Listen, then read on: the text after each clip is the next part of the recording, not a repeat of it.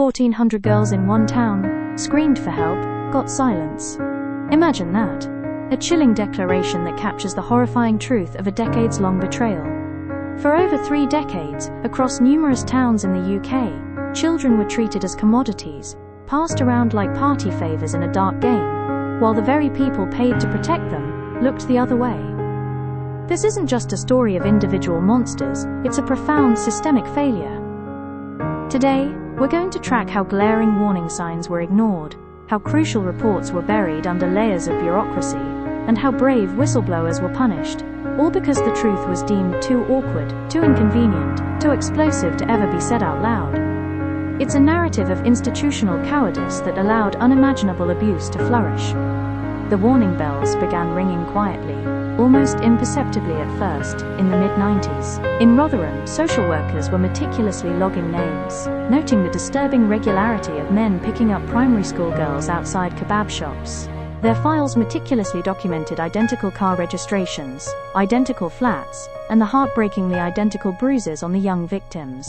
But what was the official response? Police dismissed it all as consensual messing about. Can you believe it? A 12-year-old, scarred and vulnerable, was outrageously labeled sexually aggressive in case notes, effectively blaming the victim. Her abusers, meanwhile, were never even interviewed, let alone brought to justice.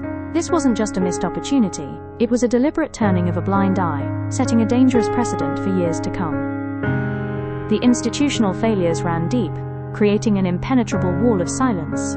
Inside police stations, officers were reportedly joking about packy shaggers, casually dismissing the victims and their heritage, while actively refusing to type up statements that could have led to arrests. Social services managers, paralyzed by political correctness, worried that highlighting the ethnicity of predominantly Pakistani British offenders would play into BNP hands, fearing accusations of racism more than the abuse itself. This fear became a convenient shield. One risk assessment form, acknowledging the ethnicity of suspects as a red flag, was bizarrely filed away in a locked drawer, effectively burying the truth to avoid a difficult conversation. This wasn't just negligence, it was an active suppression of justice, driven by a profound and misplaced fear of inflaming racial tensions. The victims, predominantly white, working class, and vulnerable, were sacrificed on the altar of political expediency. Those who dared to challenge this suffocating silence paid a heavy price. Jane Sr., a courageous youth project manager, kept boxes of damning evidence under her desk, a testament to the scale of the cover-up. When she finally handed those files to the Times in 2011, council officials didn't investigate the abusers.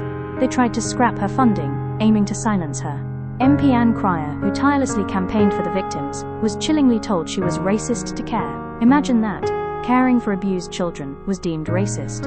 A detective who pushed for arrests, refusing to be part of the cover-up, found himself sidelined to traffic duties, his career effectively derailed. This culture of punishing whistleblowers sent a clear message: stay silent, or face the consequences. The dam finally broke in 2014. The J report landed like a bombshell, its pages confirming the grim reality. At least 1,400 children in Rotherham alone had been failed by a system steeped in blatant collective denial. It was a damning indictment. Within weeks, the Rotherham council leader resigned in disgrace, and the South Yorkshire Police and Crime Commissioner quit. The truth finally was out. Convictions began to trickle through. 19 men in Rochdale, 9 in Telford, 5 in Newcastle.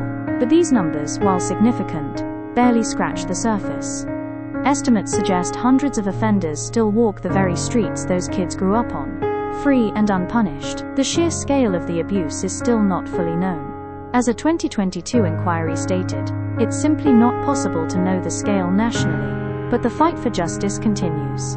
A national statutory inquiry was announced for 2025, and new measures like the Crime and Policing Bill aim to improve safeguarding, make grooming an aggravating factor in sentencing, and remove time limits on abuse claims.